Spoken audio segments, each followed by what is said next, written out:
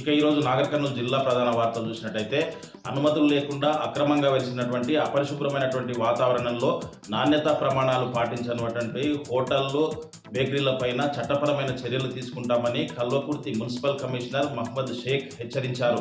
కల్వకుర్తి పట్టణంలోని 8 హోటళ్లు 3 బేకరీలను ఆయన తమ సిబ్బందితో కలిసి ఆకస్మికంగా తనిఖీ చేశారు.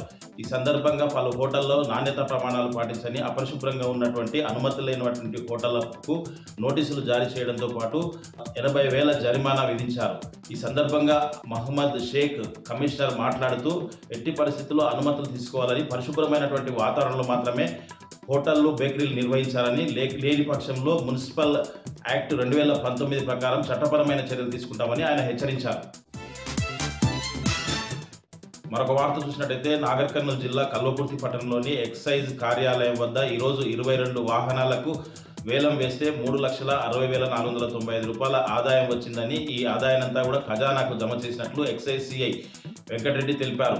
కల్వకుర్తి పట్టణంలోని ఎక్సైజ్ కార్యాలయం వద్ద జరిగినటువంటి పలు వాహనాలకు వేలంపాట జరిగిందని, ఈ వాహనాలన్నీ కూడా గతంలో పలు కేసుల్లో ఉన్నాయని చెప్పేసి అక్రమంగా గుడంబ రవాణా, బెల్లం లాంటి రవాణా చేసినటువంటి కేసులు ఉన్నాయని చెప్పేసి ఉన్నతాధికారుల ఆదేశాల మేరకు జిల్లా ఎక్సైజ్ అదనపు సూపరింటెండెంట్ సుధాకర్ గౌడ్ ఆధ్వర్యంలో ఈ వేలంపాట నిర్వహించినట్లు, ఈ వేలంపాటలో పలువురు పాల్గొన్నారని చెప్పేసి ఎక్సైజ్ సిబ్బంది కూడా పాల్గొన్నారని ఎక్సైజ్ సిఐ వెంకటరెడ్డి తెలిపారు.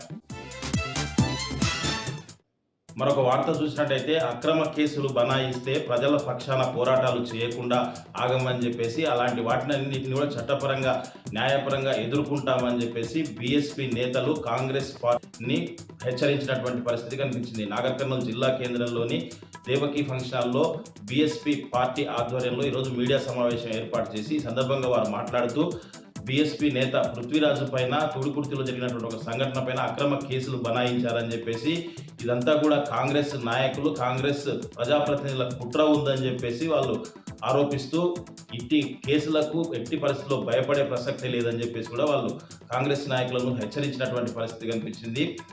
ఈ సందర్భంగా వారు మాట్లాడుతూ గురుకులాల కార్యదర్శి అలుగు వర్షినిపై ప్రభుత్వం వెంటనే చర్యలు తీసుకోవాలని చెప్పేసి, విద్యార్థులపై అనుచిత వ్యాఖ్యలు చేసినటువంటి వర్షినిని సస్పెండ్ చేయాలని చెప్పేసి కూడా వాళ్ళు డిమాండ్ చేసినటువంటి పరిస్థితి కనిపించింది. ఈ మీడియా సమావేశంలో బీఎస్పీ నాయకులు కళ్యాణ్తో పాటు కొత్తపల్లి కుమార్, అడ్వకేట్ బోనాసి రామచందర్తో పాటు పృథ్వీరాజు, పలువురు బీఎస్పీ నేతలు పాల్గొన్నారు. మరొక వార్త చూసినట్టయితే నాగర్ కర్నూలు జిల్లా పెదకొత్తపల్లి మండలం గండ్రావుపల్లిలో దారుణం చోటు చేసుకుంది. కట్టుకున్న భార్యనే ఓ భర్త అనుమానంతో కడతీర్చినటువంటి పరిస్థితి కనిపించింది. భార్య ఎల్లమ్మను పదునైన ఆయుధంతో భర్త నాగశేషు అతి దారుణంగా నరికి హత్య చేసినటువంటి పరిస్థితి కనిపించింది. అనంతరం ఆయన పోలీస్ స్టేషన్లో కూడా లొంగిపోయారు. ఇదంతా కూడా అనుమానంతోనే చేశాడని చెప్పేసి కూడా పలువురు స్థానికులు అంటున్నటువంటి పరిస్థితి కనిపించింది. ఏదేమైనప్పటికీ కట్టుకున్న భార్యనే కడతీర్చడం పట్ల గండ్రావుపల్లిలో విషాద ఛాయలు కూడా అలుముకున్నాయి. సంఘటనా స్థలానికి పోలీసులు చేరుకొని కేసు నమోదు చేసి దర్యాప్తు చేస్తున్నారు.